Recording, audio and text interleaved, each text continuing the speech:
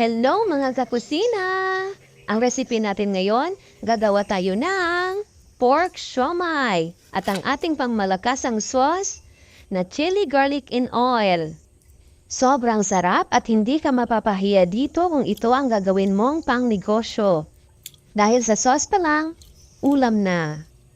Tara, umpisahan na natin. Maghanda lamang po ng 250 grams ng giniling na baboy at medium size na grated carrot. Lagyan din natin ng minced garlic at onion, salt and pepper, pampalasa, oyster sauce. Maglagay din tayo ng konting seasoning at isang itlog. At i-mix-mix lang natin mabuti para maghalo-halo na lahat ng mga sangkap.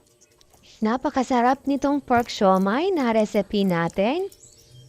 At i-rest lang po natin ito ng 1 oras para manuot talaga ang lasa ng ating mga sangkap. Makalipas ng 1 oras, pwede na natin ito ibalot sa ating siomai wrapper. Ganyan lang po ang gagawin natin.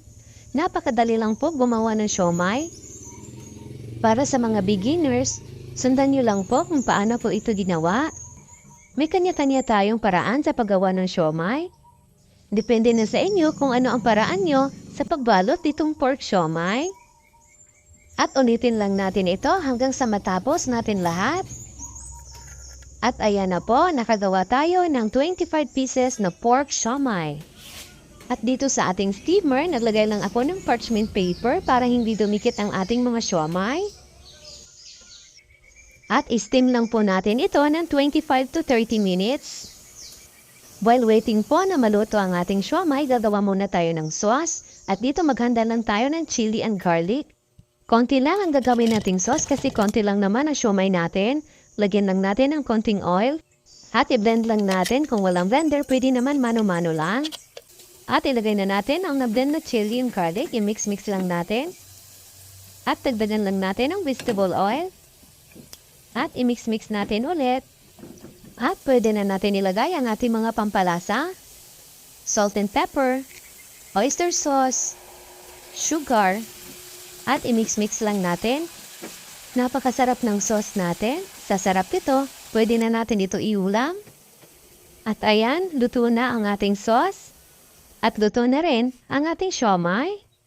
At ilipat lang natin ang lalagyan.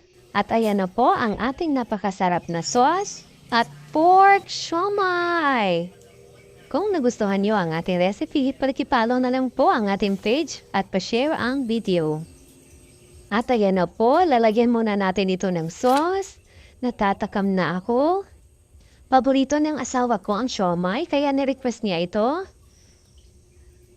Ay, ang sarap! Ang masasabi ko lang, kahit hindi ka mahilig sa manghang, mapapakain ka talaga dito.